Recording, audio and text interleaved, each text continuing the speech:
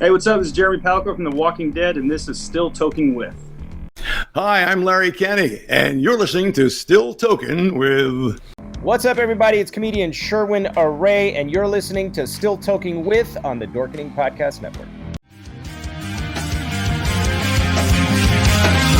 So come on, hey, step it off, break it down and lose it. Come on, hey, follow us to the new revolution. Come on, hey, step it off, break it down and lose it. Come on, hey, follow us to the new revolution.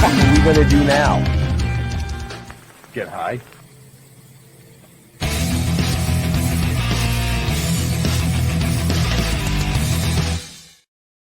Hey, happy Wednesday, everybody. You are watching Still Toking With. My name is Leo. I'm the monkey behind the keyboard here. We have a great show scheduled for you, as always. Tonight's going to be an awesome show. And without further ado, Mr. Benjamin, how's it going? It's going wonderful, man. The computer seems to be working, so let's keep it going that way. But I'm super psyched about tonight's guest. I've been looking forward to this for over a month now. Leo or Jeff, anybody know what next Wednesday is? Yes, November 22nd. It's an anniversary. An anniversary of An assassination. Oh, okay. We'll go with that. I'll leave it there. I see how you're playing tonight. Right? I'm ready. I'm ready for this. Jeffrey. Happy Wednesday. We are, 8 days away from Thanksgiving? Crazy. Is that next? That's next week, isn't it? That's next week, yeah. That's next week. Damn. Yeah.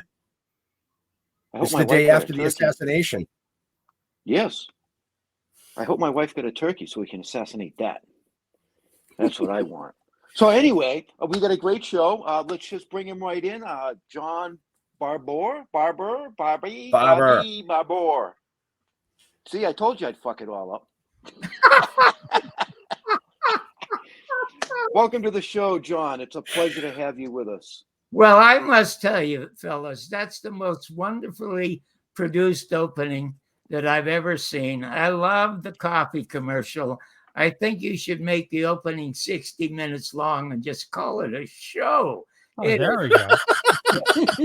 It's really absolutely fantastic. I am delighted to be here with you. Well, Wow. we're So since we just kind of led into it, what is next Wednesday, John? Next Wednesday is November 22nd, 1963, the 60th anniversary of the murder of President John F. Kennedy. It is also the day that my third and final documentary opens at the Town Center 5 Theater in Encino, California, and it is called John Barbour's and William Shakespeare's Last Word on the Murder of JFK. Now, my first question to you is: you've chosen the word murder over assassination. Is there a reason for that? No, well, because I mean, they're the same thing, but assassination implies that it was a plot, which indeed it was. It was a Central Intelligence Agency, but it was intended to be a public slaughter as a warning to anyone who thought that the President of the United States ran this country when they do not. Jim Garrison said that to me in a 3.5 hour on September 5th, 1981. I sat in his office, put him on camera for 3.5 hours. This was the year when my show, the show that I had created, the most original show in the history of television.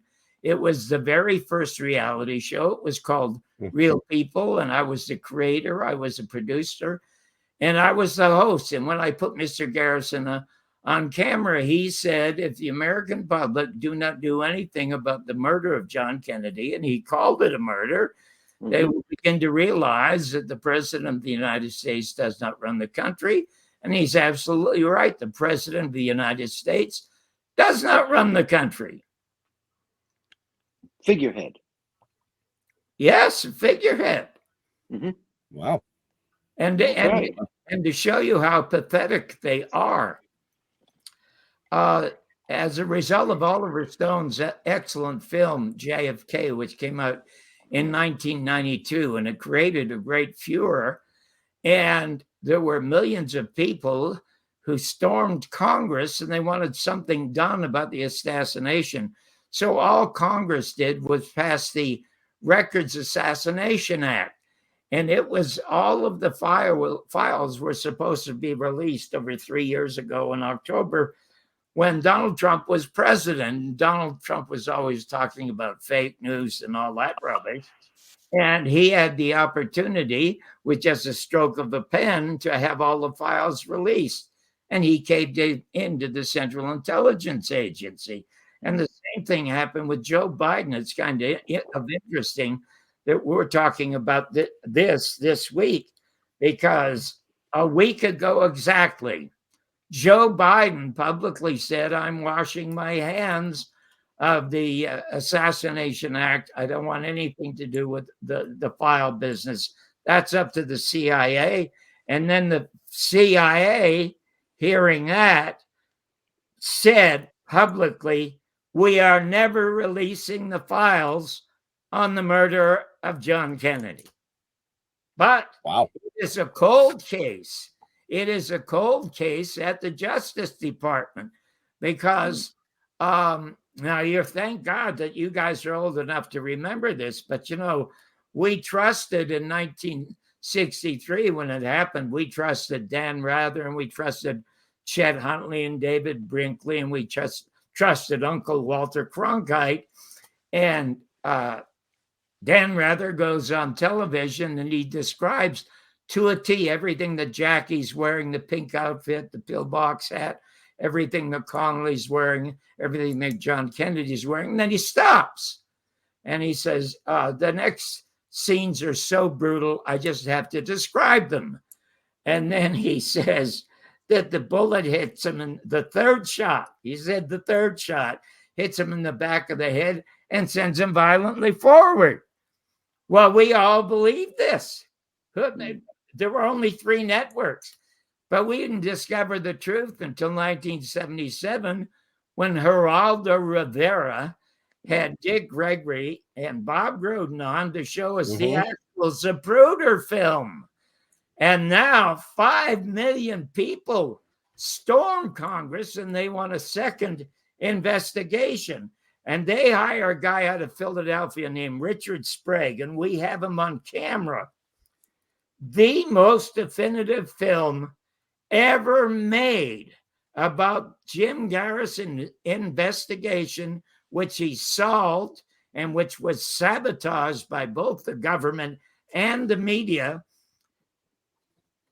is called The American Media and the Second Assassination of President John F. Kennedy. It's only $2 on Amazon. It will outlive Oliver's film, every documentary ever made. That's what they'll be studying 100 years from now. But we have Richard Sprague in that documentary. And this was a tough Philadelphia lawyer who sent a lot of mobsters to jail. He sent a lot of congressmen to jail. He hired 6 people, not one from the CIA, not one from the FBI. And he said, that's because these are the people we were going to investigate. Now, you guys might remember something called the Church Committee in the 70s. Well, the Church Committee in the 70s uncovered 400 CIA assets in Congress, in the Senate, in the newspapers, all there for the purpose of creating fake news to continue the fake wars like the Cold War, like Vietnam, like Iraq, like the war in the Philippines. They are all fake. And the Second World War, the Second World War, we had a depression. I was a kid at the time.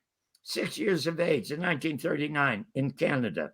Came from a very dysfunctional home before it was popular. Deported twice from the United States, by the way.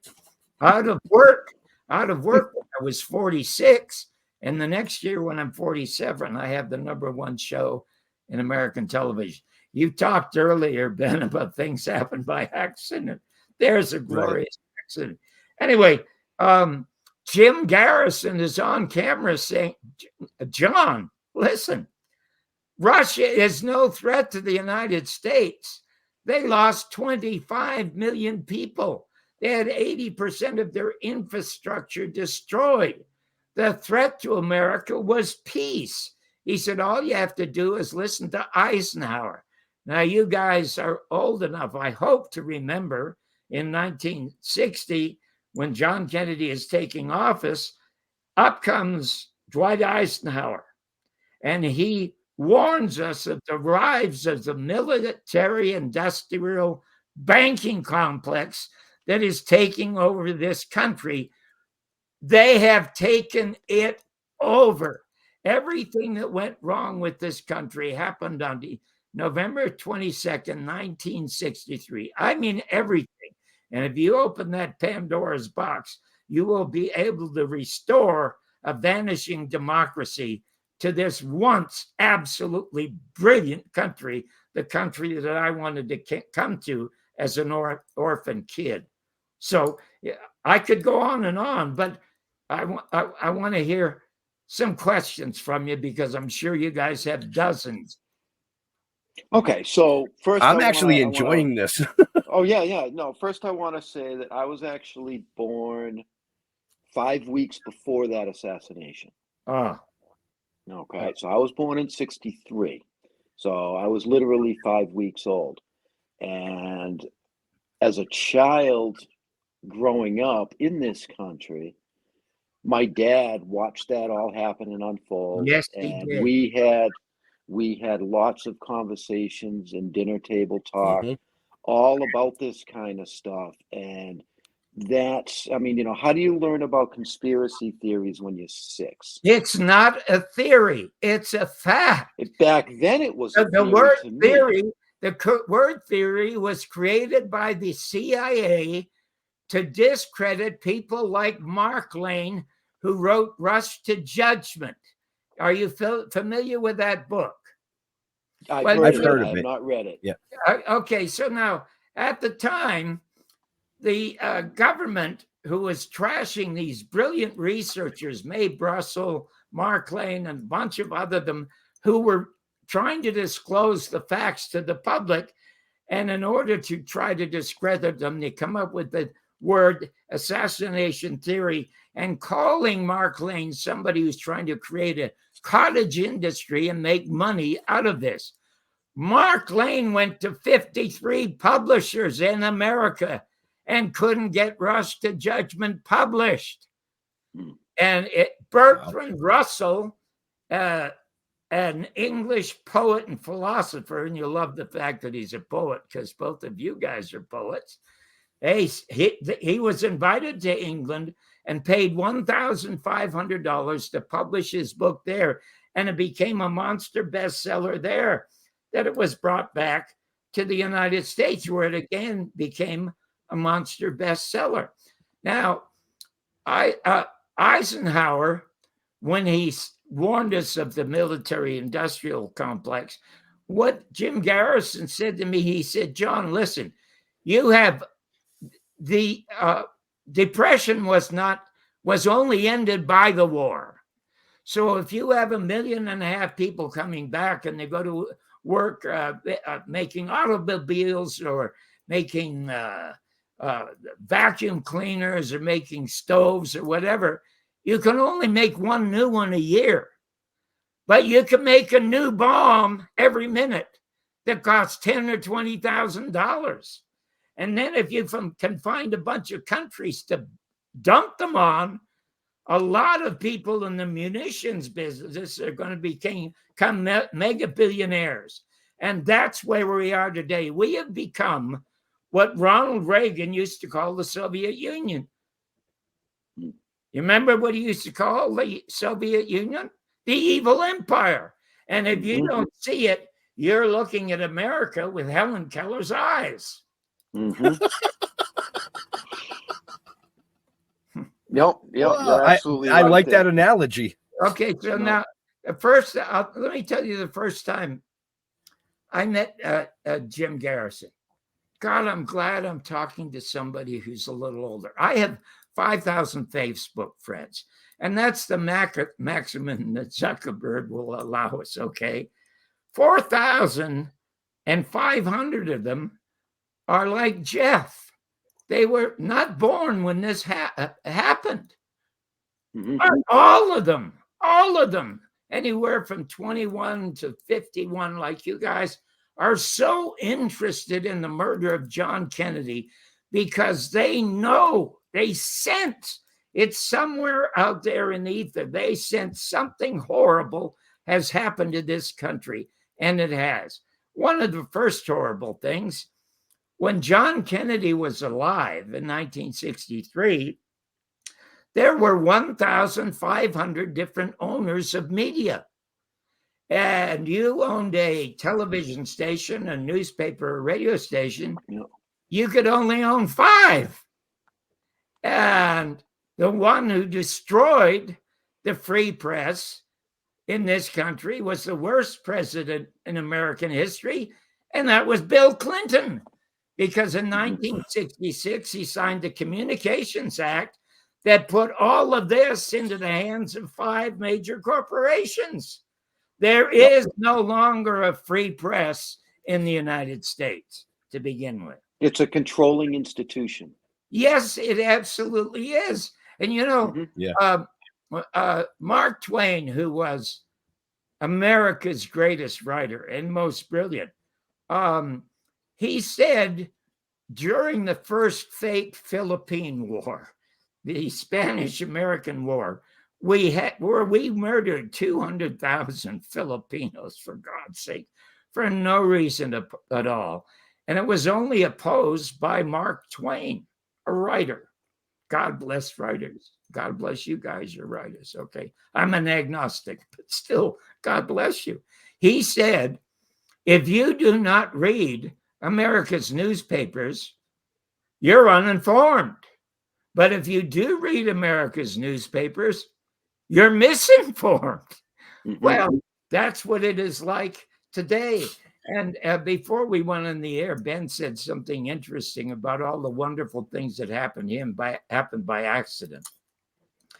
Mark Twain also said, the 2 greatest days in your life are first the day you're born and the day you discover why. Isn't that terrific?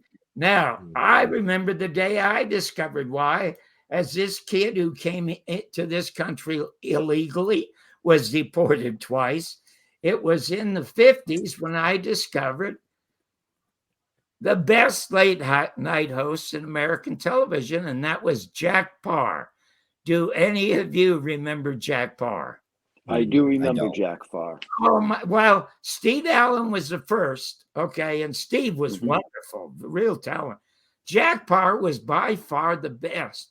He was the wittiest, the most charming. He had intellects on his show. He had comics on his show. He made stars on his show.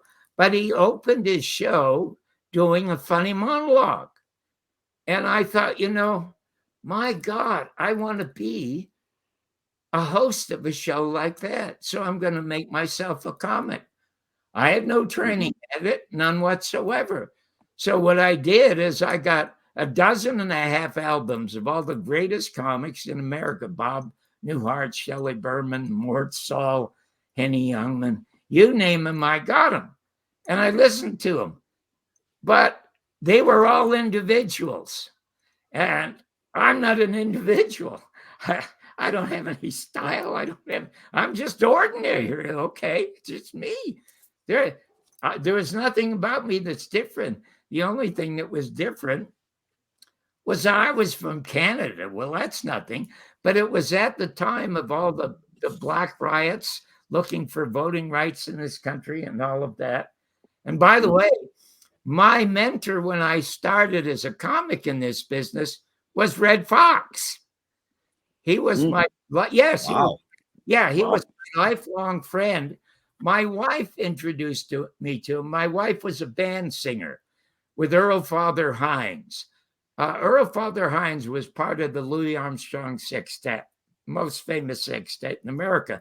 Mm-hmm. But he didn't like Louis' womanizing and drugs and stuff. So he went to San Francisco, created a band. She became the band singer.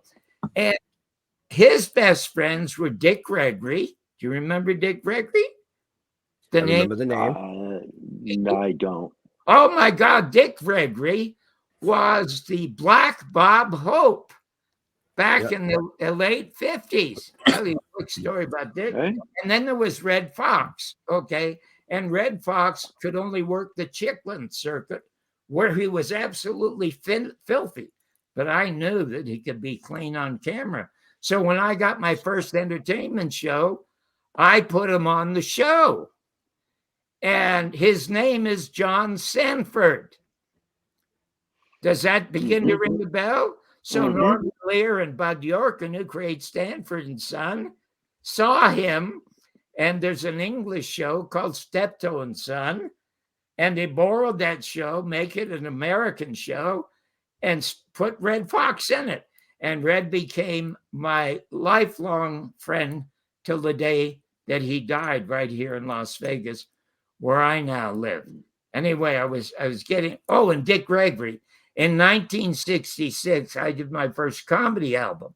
But what happened is, in order to create an act, I thought, I didn't even know if I was witty spontaneously, but not on purpose. I could tell you a couple of cute stories you might want to hear about that. How I gave up God when I was 12 years of age is a funny story. I sat down and I wrote this first line. My name is John Barbour, and I'm coming to you through the courtesy of the NAACP, the National Association of Canadian People. Okay. And my mother was Jewish, and my father was Scotch, which can prove to you that you can mix anything with Scotch. And it was really, really tough when I was growing up. And I had to go to synagogue, and I'm the only kid with a plaid skull cap. And you had no idea how tough it is to play Havanagil on the bagpipes. I mean, geez. So I became successful at it. And do any of you remember Merv Griffin? Yep. Oh, yeah. Okay, he had this great talk show on Westinghouse. And when he left that show to go to CBS, he recommended me as his replacement. And they put me under contract to $600 a week. And it happened, and I was unemployed. And my wife just got pregnant with a child that I did not want at first. And the reason I didn't want it, because it was so bad in my household. My father and mother actually had physical knockdown fights.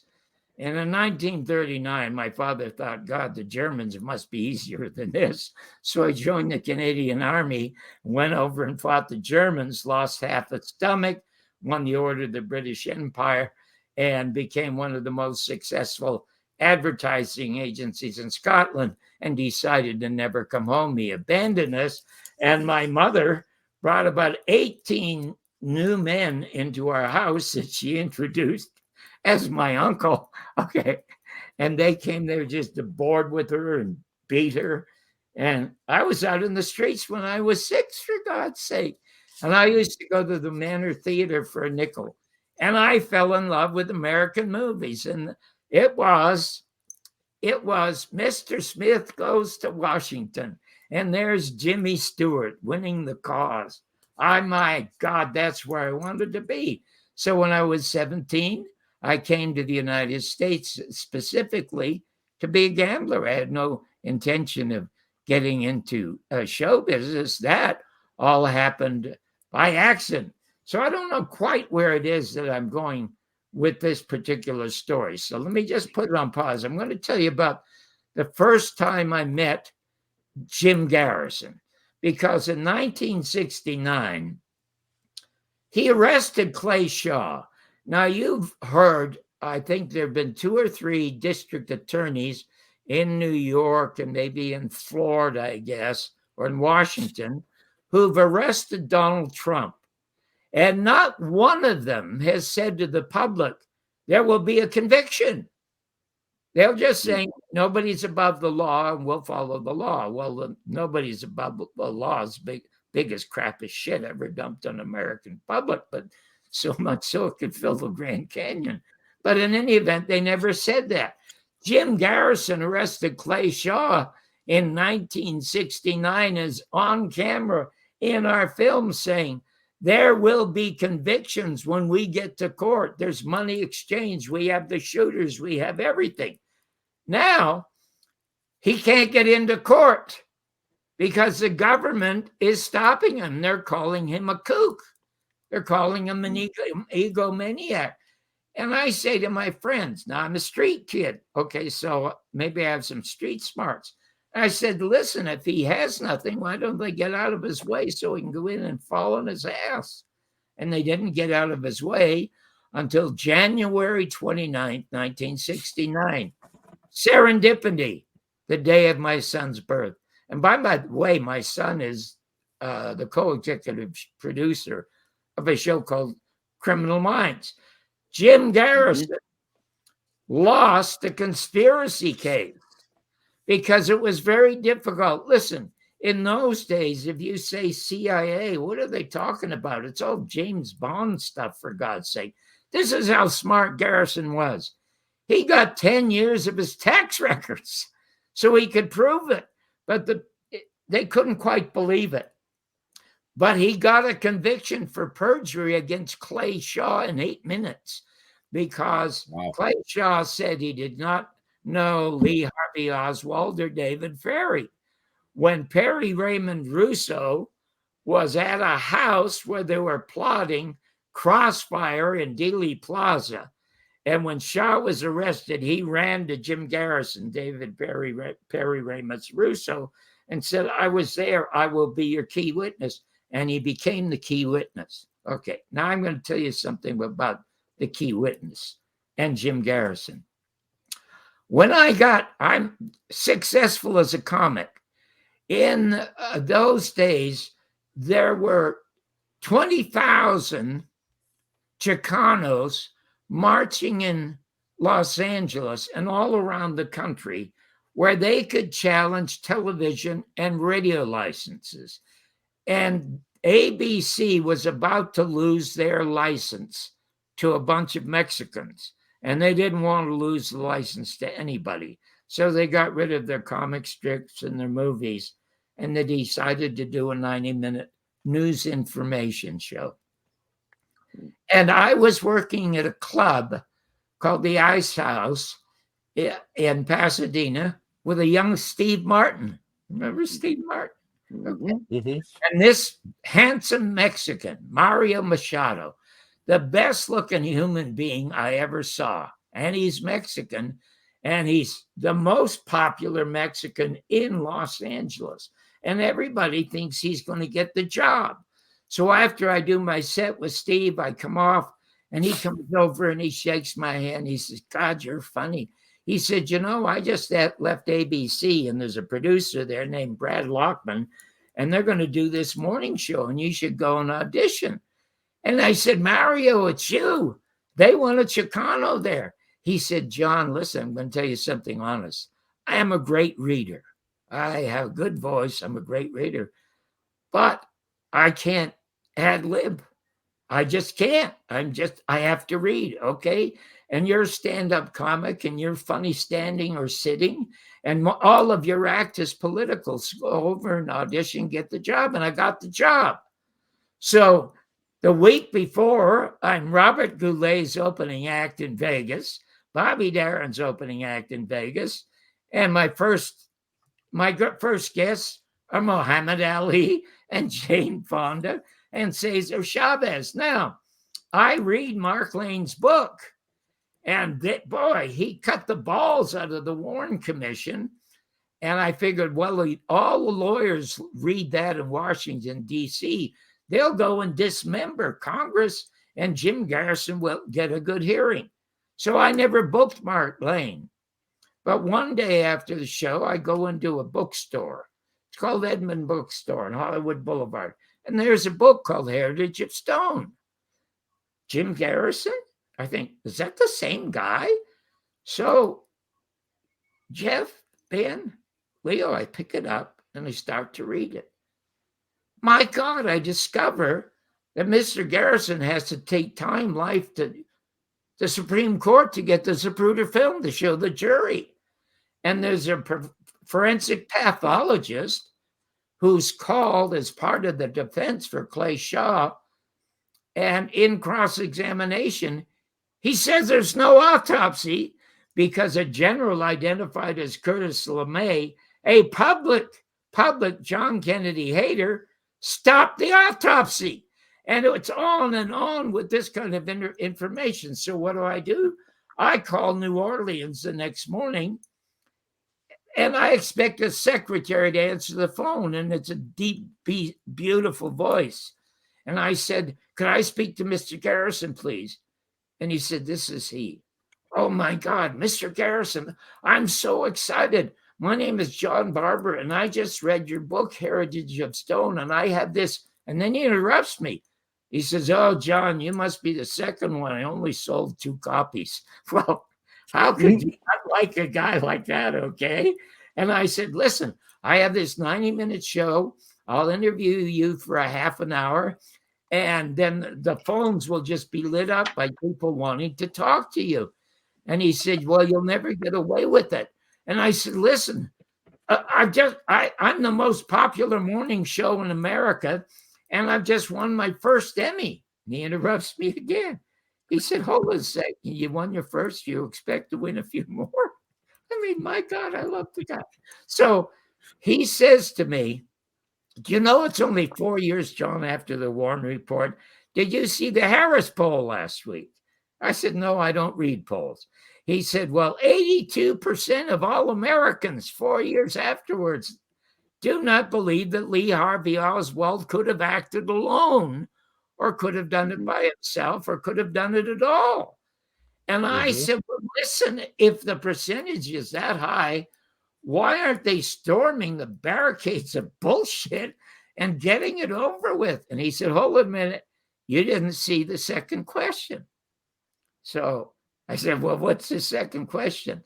The second question was, would you like to see a deeper investigation with both the CIA and the FBI being questioned? And what do you think the percentage was? And I said, well, 40 or 50%. He said, no, 20%. And I gasped. And he said, what does it tell you about the American people?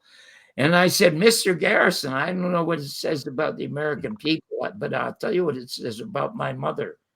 I know what my mother did in the rumble seat of the car, and I know what she did on the pool table, or I know what she did in the alley or in the bedroom to conceive me.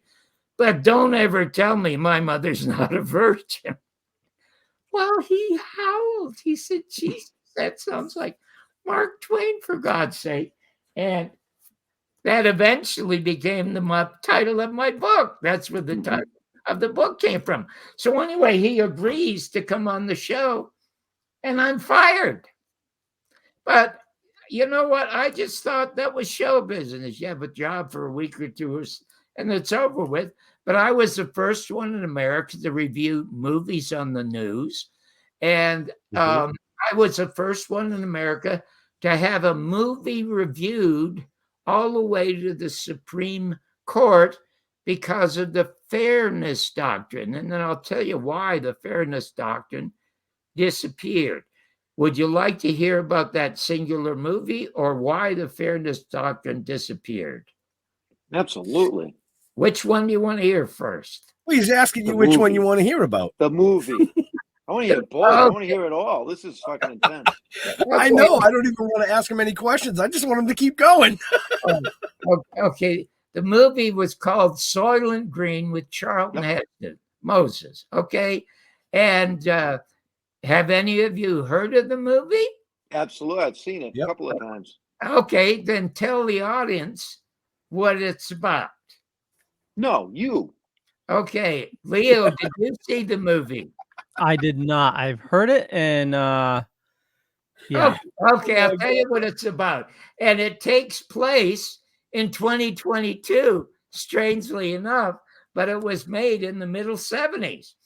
It's because it's a movie about America running out of food, which looks like it could happen now. But America's not going to run out of dead people. So they figure out a way to process the corpses into little green crackers so that you I can knew he'd explain it better than I ever would. okay, so we could all have 3 squares a day. Okay. And it's just god awful. Now, it's like Don Rickles. If you attack something, you're going to get laughs. But the truth is, I wanted to find great movies that I could share with people so they could have some enjoyment in their life. But this one was just so goddamn awful. And I was really apologetic about the review. I was getting big laughs. And you're not supposed to get laughs in a newsroom. But I said, you know, a movie's made with 500 people, all talented, and they don't intend it to be a piece of crap. I mean, it just somehow doesn't work out that way. And I began to feel guilty. So I said to the audience live, you know what, maybe I should say something nice about this film. And so the news group applauds a little bit. And I said, the sets are absolutely beautiful, which is just a tacky thing to say. And I felt horrible because I was lying. And so then I said, but the sets would have been more beautiful if they'd been placed in front of the actors. Well, they went crazy. So they get a call from the producer of the film at Fox, and they calls Bob Howard, the general manager. 3 times in the 5 years that I was there, winning 3 Emmys in a row for my reviews, 3 times I was fired for some of the reviews that I wanted to do. I don't want to get into that. But Bob Howard had to keep bringing me back for 2 reasons. One, the public loved what I did, and he said his wife would leave him if he got Johnny Barbour. He's so goddamn cute and funny, you know. So anyway, the producer calls Bob Howard and said, "Get rid of Johnny Barbour, otherwise you get no more commercials from Fox, 20th Century Fox." Bob Howard says, "No." And then he says, "Listen, I'm demanding fairness time under the fairness doctrine." And he says, "You don't qualify." He said, "Well, I'm taking you guys to court." So he went to court in Los Angeles. He spent a year in court in Los Angeles. They eventually turned him down. He went to the courts in California, and he spent 2 years in the courts in California. This guy wouldn't give up. His name was Brown. He wouldn't give up. And then he spent 3 years taking it to the Supreme Court. And the Supreme Court ruled upon it after 5 years. And you know what the Chief Justice said to him when he said, "We deny you equal time under the fairness doctrine"? Do you know what he said to the producer? What's that? "John Barbour's reviews are of absolutely no public importance." Really? Yeah, really. It's in the record now to how they trashed the fairness doctrine. Perry Raymond Russo, who was Garrison's chief witness, gets a call from a producer at NBC, who was assigned to NBC by the CIA and the FBI. All of this is cataloged factually in the second version of the film. And he calls Perry Raymond Russo in New Orleans, and he says, "Perry, where would you like to live if you had a chance to live anywhere in America?" And Perry says, "Oh my God, everybody wants to live in Los Angeles." And he says, "What would you like to do in Los Angeles?" He was just a cab driver then. He said, "Well, I've always sort of liked accounting. I'd like to work at some kind of insurance firm or something. He said, you have a job for $50,000 a week. But what you have to do is we're bringing a camera down there. We've made room reservations in a motel. You have to go on camera and you have to tell the world that you lied to Jim Garrison about seeing Clay Shaw with David Ferry and Lee Harvey Oswald. So Perry says, okay. But God, now he's scared to death. So he calls Mr. Garrison. He says, Mr. Garrison, what should I do? And Jim, bless his heart, he said, listen, if you want $50,000 a year, you take the job, Perry. I don't blame you. But would you do me a favor? And Perry said, what's that? Would you wear a wire? So Perry wore a wire. And there you have NBC coming down there, the most famous murder case in the history of the United States of America, being sabotaged by NBC, for God's sake. They should have lost their license and all of them been put in jail. And it's all on tape. Now, Garrison is one of the most brilliant lawyers in the world. So he has the fairness doctrine in his hands and he sues them. And of course, he doesn't get any financial reward, but they have to give him a half an hour of late night on NBC, uninterrupted by the CIA or NBC. That's in our film or parts of it. And you can Google it on YouTube. And there is Mr. Garrison at a blackboard proving that Lee Harvey Oswald not only did not kill the president, that it was the Central Intelligence Agency. And I mean, and what happened is that Ronald Reagan, who came on when I interviewed Muhammad Ali, you know, people are heroes after the fact. Everyone wanted Muhammad Ali either dead or in prison because he wouldn't go over and kill yellow people at the height of the Vietnam War. He said, yellow people ain't my problem. My problem is white people. They absolutely hated him.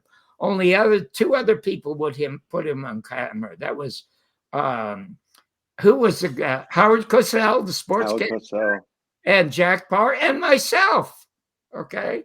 And because of the fairness doctrine, I could not speak up about the fake Gulf of Tonkin resolution that created the fake war in Vietnam, because they claimed the fishing boat tried to sink the American Fifth Fleet, for Christ's sake.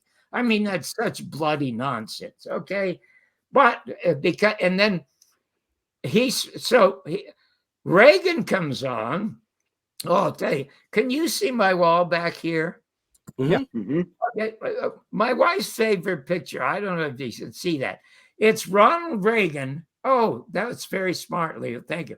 Ronald Reagan is standing up and I am sitting down. He's running for his second term of office as governor of California.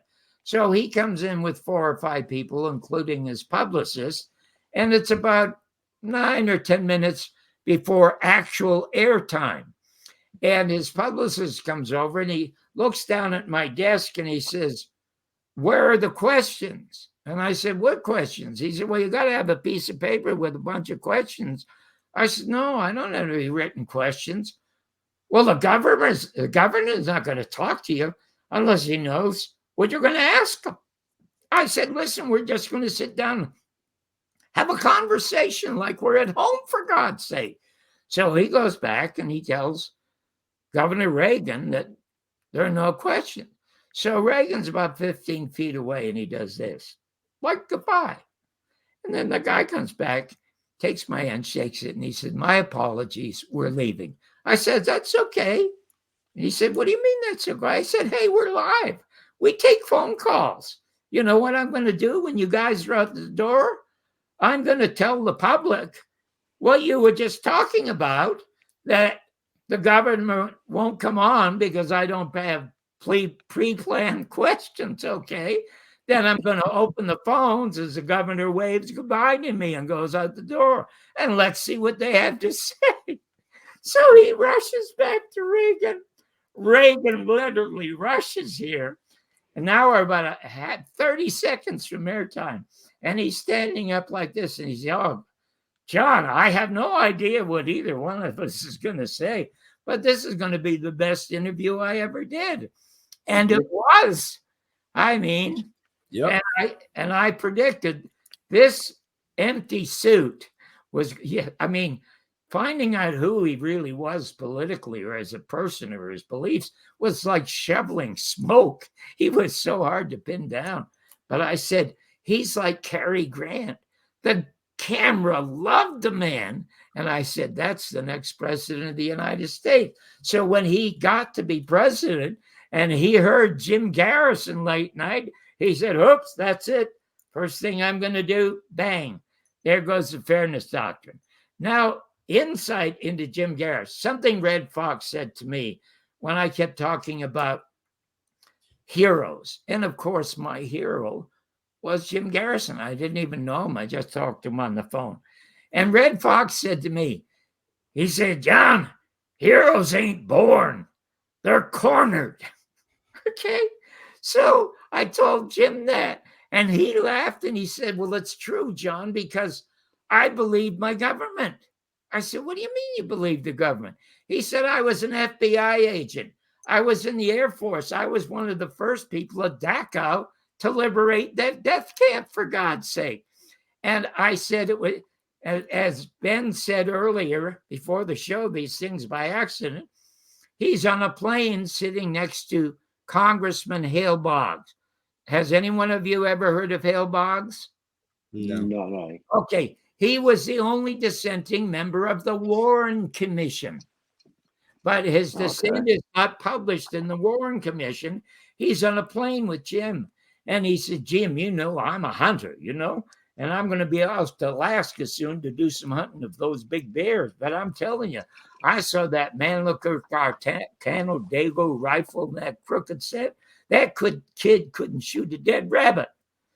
And Mr. Garrison said, you mean there's something fishy? And he said, get yourself the 26 volumes.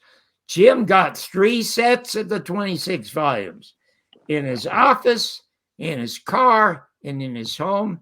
And he memorized them. And the only reason he went after Lee Harvey Oswald, because that's his jurisdiction. That's where Lee Harvey Oswald was. He was originally going to arrest David Ferrie, who was a pilot in Dallas. But David Ferrie committed suicide twice. He left 2 suicide notes. So Jim said, well, before Clay Shaw leaves 3 suicide notes, I better arrest him. And he did. And this is how smart he was. Clay Shaw was a very prominent New Orleans businessman. He was a leading socialite. But when he was arrested, and it's all on camera, you see this degenerate, sadomasochistic, pornographic, homosexual material.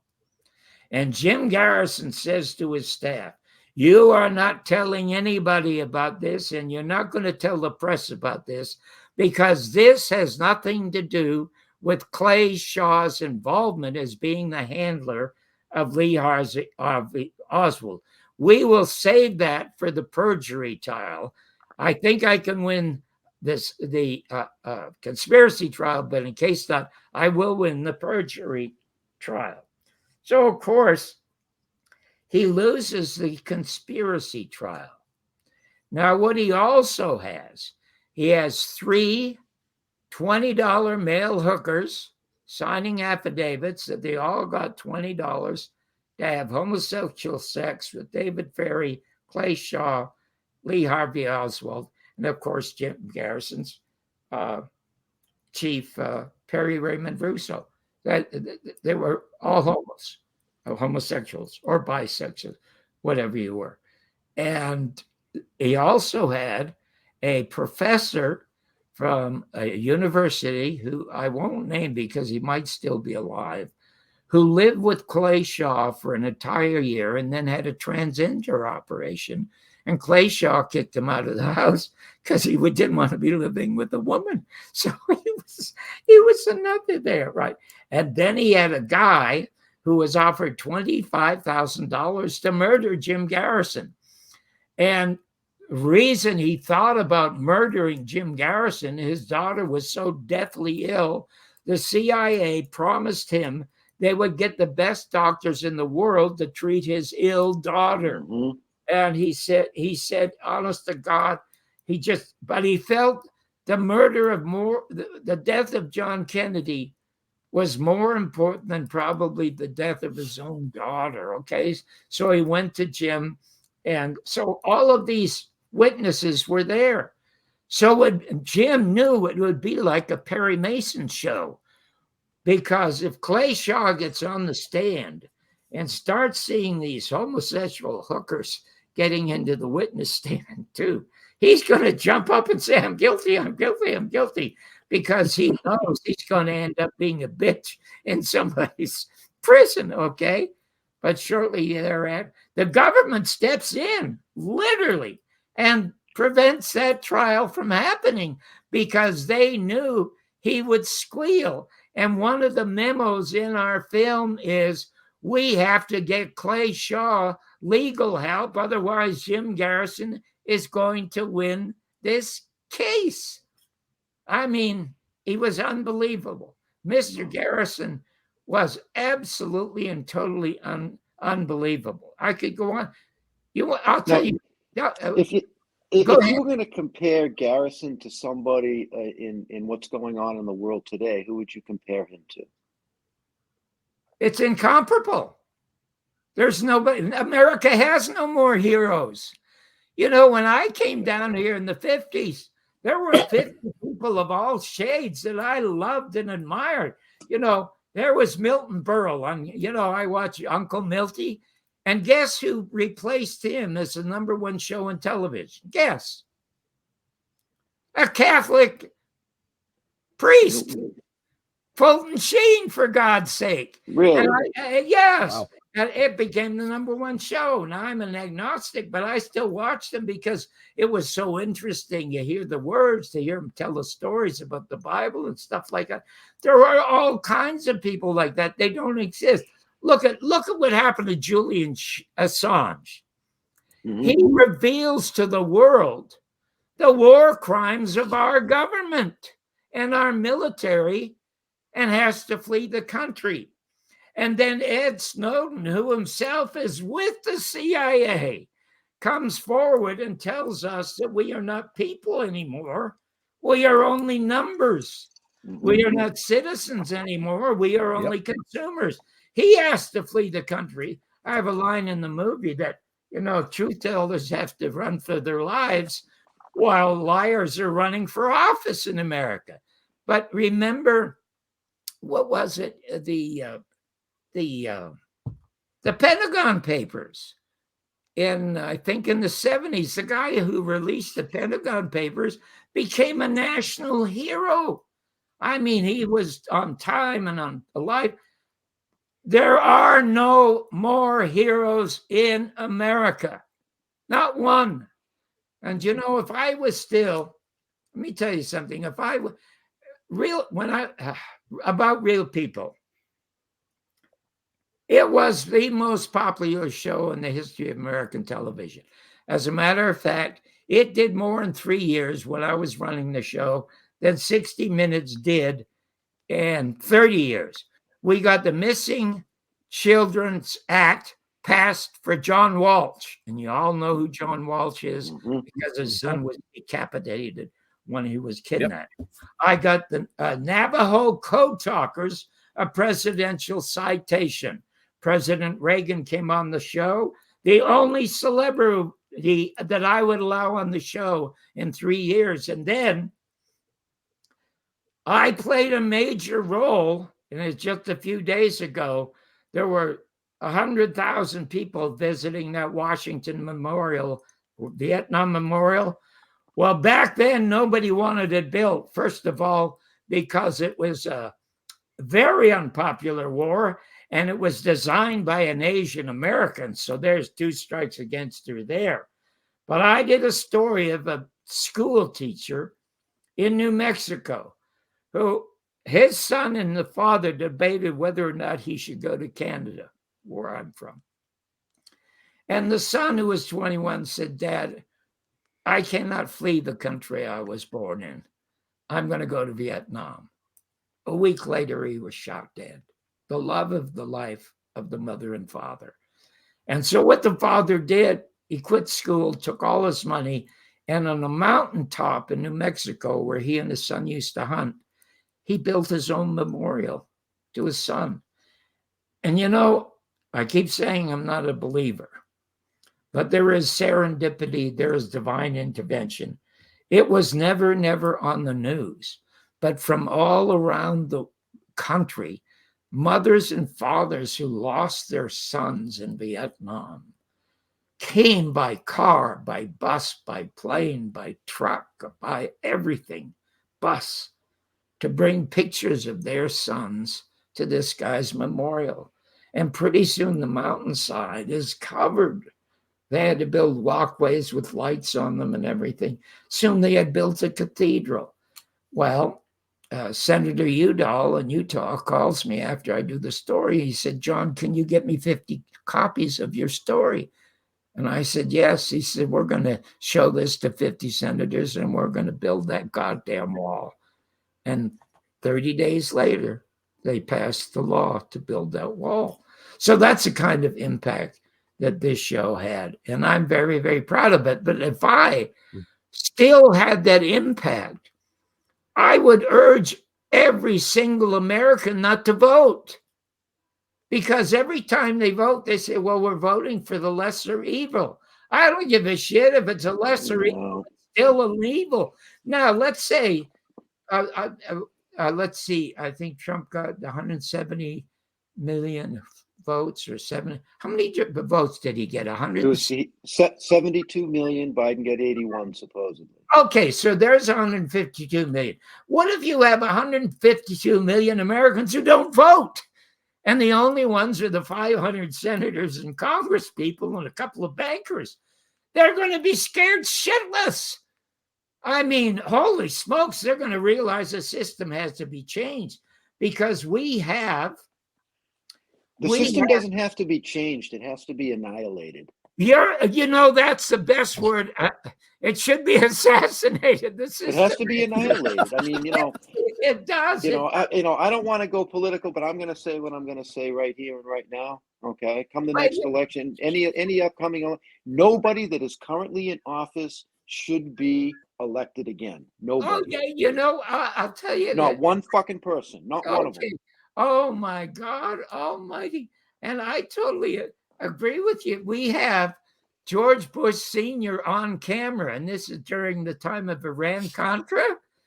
And he's saying if the public knew what we were up to, they'd chase us down the street and hang us. I mean, he said it. Okay, here's a guy who was with the CIA who helped plan the murder of John Kennedy. It's all documented in the film. I mean, the 2 boats that they used at the Bay of Pigs were named after his wife and his oil company. You're so right, Jeff. What a wonderful thing to say. It's funny because these data breaches and all this stuff that's been going on. So I had to sign up with this Experian thing to protect my credit and everything. I did that this morning. Oh, my 2 God. hours later, I get an email.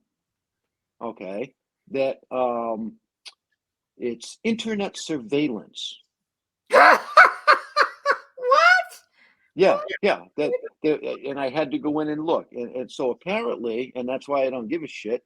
You want to survey me or surveillance me by the internet? I don't fucking care. You know what I mean? There's a problem in this country, and the problem is at the top. Yes, if the people of this country don't understand it, get their fucking heads out of the sand and start doing something about it, we're not going to be here anymore. Well, as far as I'm concerned, it's already gone. And because I'm not that far in yet. I don't want to say that because that's because what are you, 51, 49? I'm 60. Wow, you look really good for 60, by the way. So anyway, I'm 90. I know you are. Yeah. Yes. I should, but since you're so graphic in your language, I will tell you, I have only said this once or twice to a couple of people and privately, but I will tell you this now. As everybody who meets me, and I play golf with guys who are at my age who've got new knees and new ankles and new teeth and everything, And they said, Jesus, John, how do you stay so young? And I said, well, I discovered the fountain of youth. And then I just stare at them. And I said, well, what's the fountain of youth? I said, it is the frequent, pleasant expulsion of sperm.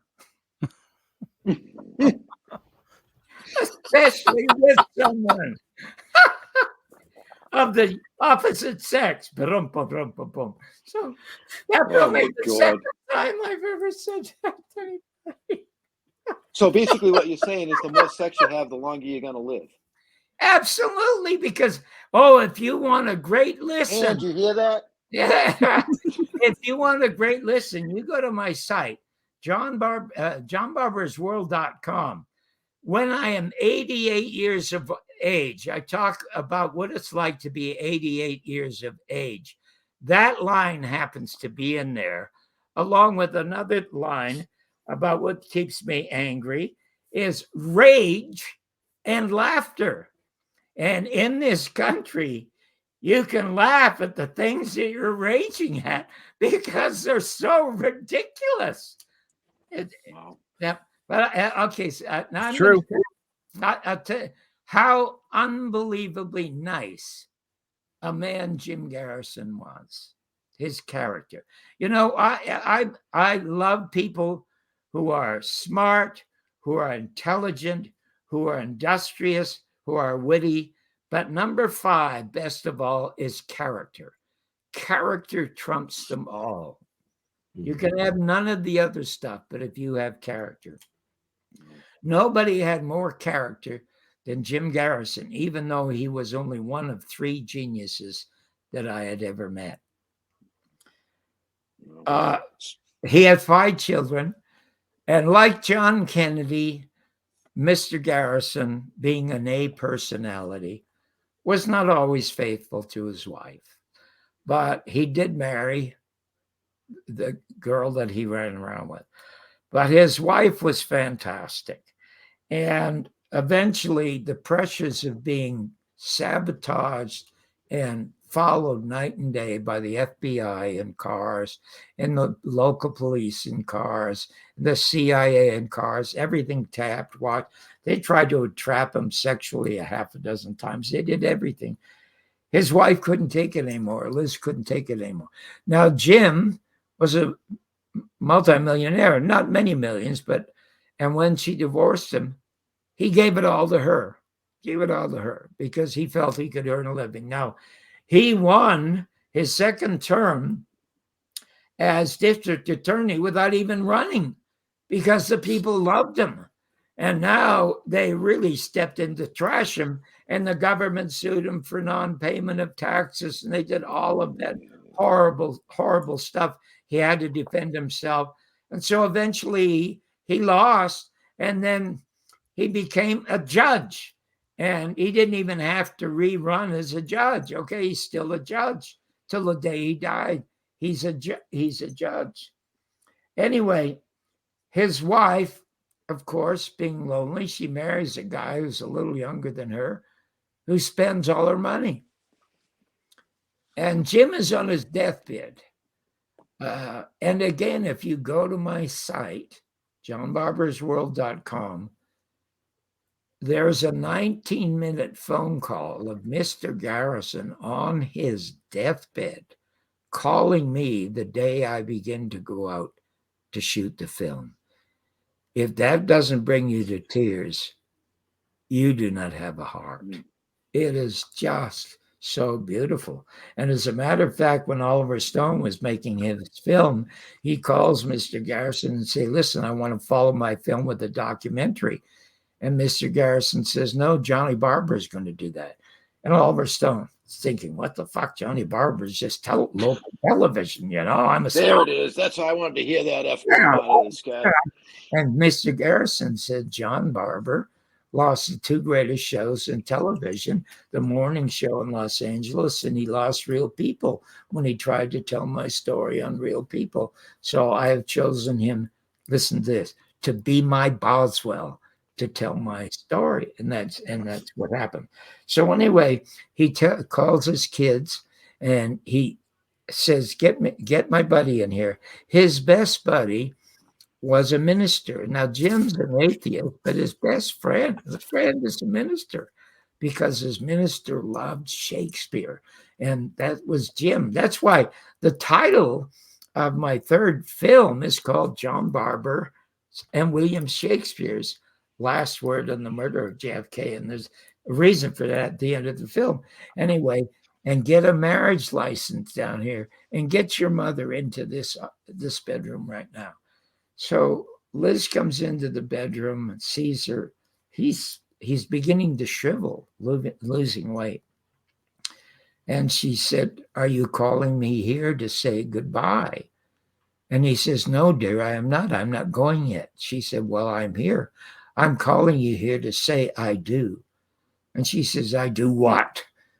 That take this man to be my lawful one. She says, are you fucking kidding me? It didn't work out the first time. It's not going to work out the second time. He says, well, you won't have to put up with me long. And I'm in no position to help repopulate the world, okay? I'm not going to be around too long. But I have a pension, dear. And when I go, you're going to get my pension. He died the day my film won the San Sebastian Film Festival Award, and she lived till her death on that pension. And that's the kind of character that Mr. Garrison had. Wow. So I'm just like blown away. Yeah, so, I'm completely blown away, and we're running way over. Yeah, we're running tight on time, but and I'm gonna ask this question. Only because I'm curious as to what you have to say, John. So, you know the state of the world today and what's going on, okay, and the way that our elected officials are operating and running in this country. As an American citizen and somebody that believes in the freedom that this country started as a patriot, how do we fix this shit show? I don't think we'll be able to fix it because the real sad thing is we are herd animals. That's why they call us sheep. And as sheep, we often pick the wrong shepherd. But if we pick the right shepherd, all the way from Jesus to Gandhi to John F. Kennedy or Martin Luther King or even Malcolm X or even John Lennon, for God's sake, who was also assassinated. They killed the peacekeepers. They just murdered them. So, and, a great no revolution that succeeded ever started from the bottom. They all start from the top. Mao Zedong was very prominent, and Fidel Castro's father was a big landowner and a doctor. And when Fidel Castro took over Cuba, the first land he confiscated was his father's, for God's sake. And then the most interesting person to listen to in America, and Google him, is Gore Vidal. Gore Vidal comes from the 1%. His father created the state of Oklahoma. He's like the brother-in-law to Jackie Kennedy. So when you're at the top, you know how corrupt they are. He has 2 hours. It's called Gore Vidal on American History. It's on YouTube.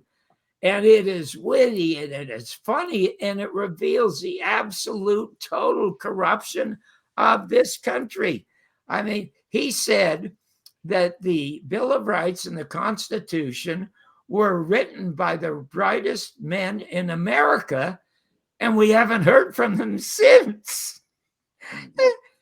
It is hopeless. It is hopeless. I have enormous admiration for so many Americans because there's such talent out there. And I'm talking to talent now. I'm talking to poets. I'm talking to writers. I mean, this land is filled with talent. But talent means nothing anymore. Professionalism doesn't mean anything anymore. I'm thrilled today if I can find competence. I can't find. Okay, Jesus, is there anybody competent anymore? Oh my God. Okay, so I want to say that's the exact answer that I expected. That it can't be fixed. But my soul doesn't work that way. And I'm a firm believer that if something can't be fixed, it can certainly be rebuilt. Oh, yes, absolutely. But you want to know some Khrushchev, I hate to quote a Russian president, said there's no need for the Soviet Union to be dropping bombs from the United States. That country's going to self-destruct. And we're self-destructing. It's our leaders that are doing it. Yeah, absolutely. I loved what it is you said about our leaders. Do we have time for a quick story? Maybe I think it's it's a line in my last film. I mean, a friend of mine who is a billionaire lady used to write for Donald Trump because she was anti-abortion and thought that Trump would be, but she quit after a while. Didn't vote for him and didn't vote for Biden. But she says to me, she said, I am all for DeSantis because DeSantis says if the New York DA issues an arrest warrant to Trump in Florida, I'm not going to have him extradited. And I said, you idiot. She said, I'm no idiot. I'm a lawyer. I said, that makes you more of an idiot. I said, you have to know real people. You said you work for Trump and you don't know him. Do you think Trump is going to make DeSantis look good and hide behind his apron? If he is arrested, he's going to jump on that damn plane with the big initials Trump on it. He's going to tell everybody in the world, meet me in New York and watch me go in and get mug shots, okay? And you know what he's going to do the next day? He's going to put them on fucking mugs and he's going to make $6 million. 3 times he's been arrested, and 3 times within a fucking week, he's made $6 to $8 million, more fucking money than he ever made with his goddamn golf courses. Rest me again, for Christ's sake, okay? Because that's going to pay his legal bills. So I mentioned this without the profanity in my third film. I do also say, almost with Jeff, what Jeff says, that when I look at Biden or anyone in Congress or anyone in the Senate, anyone speaking, talking head in the news, any CEO in this country, I think every one of them should have a fucking mugshot. That's it. So there you go. Yep. Reopen Alcatraz. Well, I'm telling you, if you put everybody in Alcatraz from government and Wall Street who deserved to be there, the fucking thing would sink into the ocean.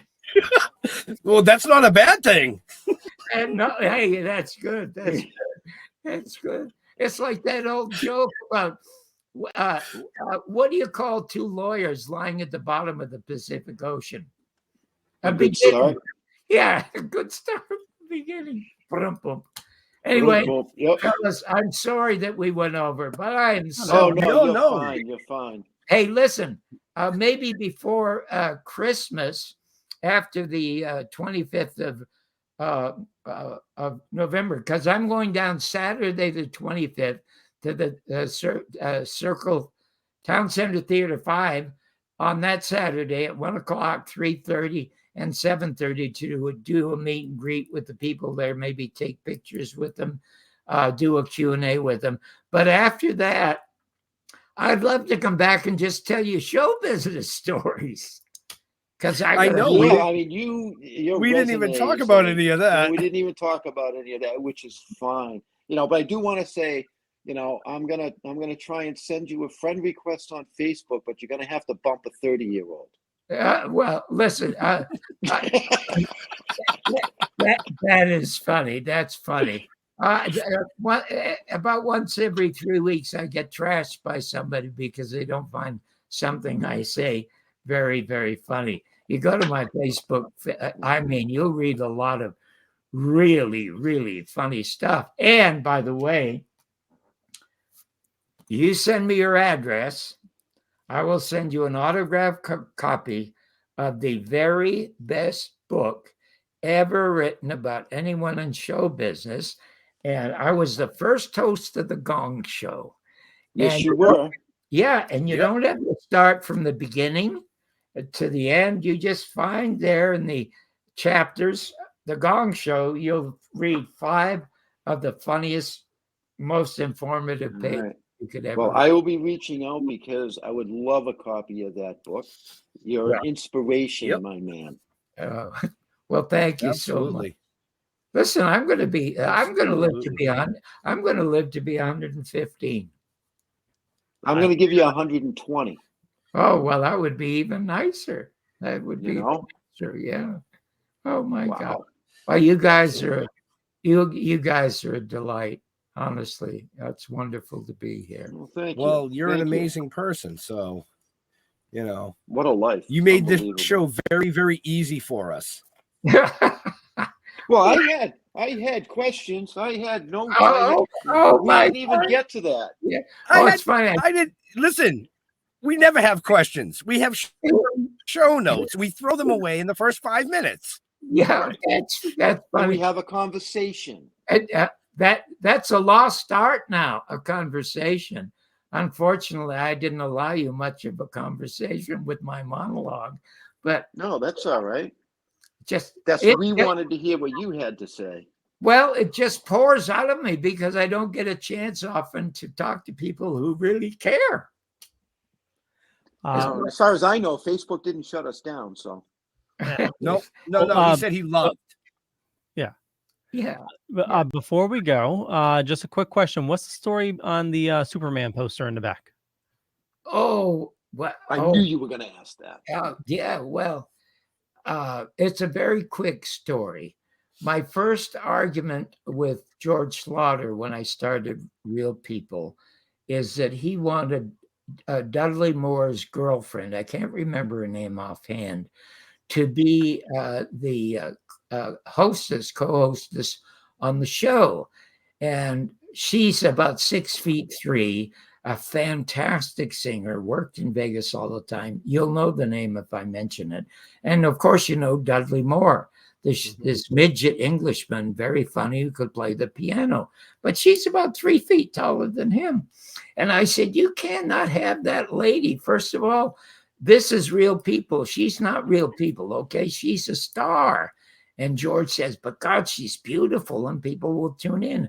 I said, you know what? She will detract from the stories because everybody looking will say, Jesus Christ, what does she see in that midget in bed?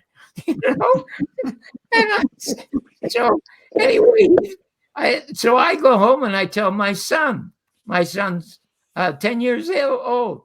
And I said, Christopher, I think I had my first argument with George Slaughter over this singer. And he said, well, how about Sarah Purcell? And I said, who's Sarah Purcell? And my son laughs because she was on Channel 7 in the morning show, one of my replacements with Regis Philbin. And I never watched it after they fired me. She said, but she's the new co-host on that show. So I watched, and she was adorable. So I set up a meeting with her and George Slaughter. And so she comes in, and in 5 minutes, he signs her instead of Dudley's girlfriend. And then he calls me and my wife and Christopher in. And to thank Christopher, this autographed poster of Superman. Oh, wow. Isn't that fantastic? Very cool. Yeah. Yeah, that's a wonderful question. I'm glad you asked. And, you know, often when I do my own show, I wear a Superman sweater because my son loves it. I wear it. So Nice. Cool. My billionaire friend bought me this. She thought I could look good in yellow. So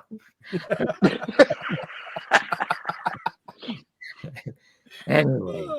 Wow. I don't wear a lot of yellow. I just look like a pea stain. Well, anyway, fellas, I'm sorry if I dragged you over. Not at all. This has been awesome. Okay. We'll wrap things up.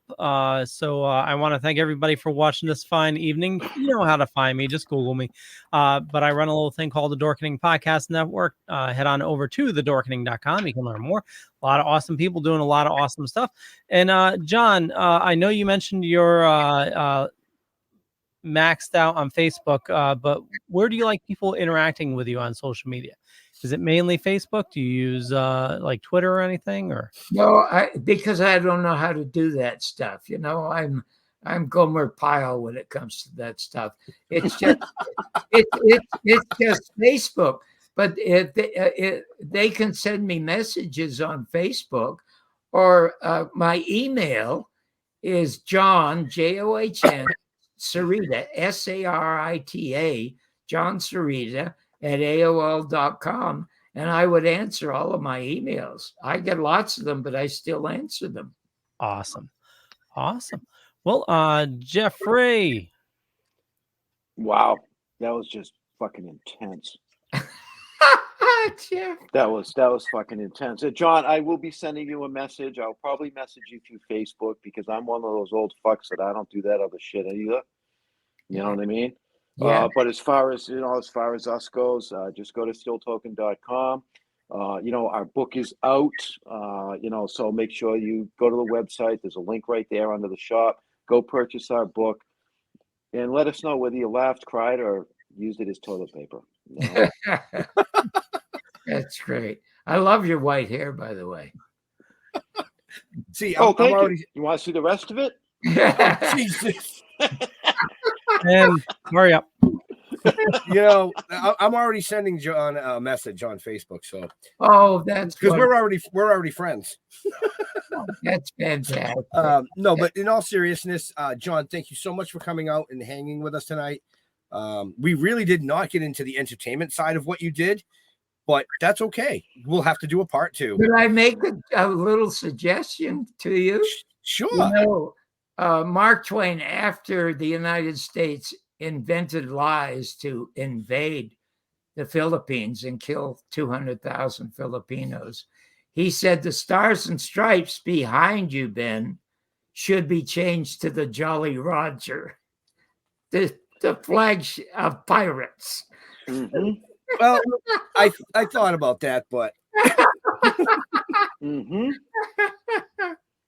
It's actually it's so sad. It's funny. It is. Right. Yeah. Well, I have the flag behind me on this show, as I did last week, for our veterans and our first responders. That's the non-criminal side of the American public. Good for you. So, yeah. Anyway, what was I? Oh, yeah. So, but again, thank you, John, for coming out and hanging with us. Hopefully we'll get a part 2 with the entertainment side of your amazing story. But to all our veterans and first responders, we want to thank you for doing what you do so people like all of us can do what we do. Stay safe. We're out of here. We'll see you next week. Wonderfully said. Peace.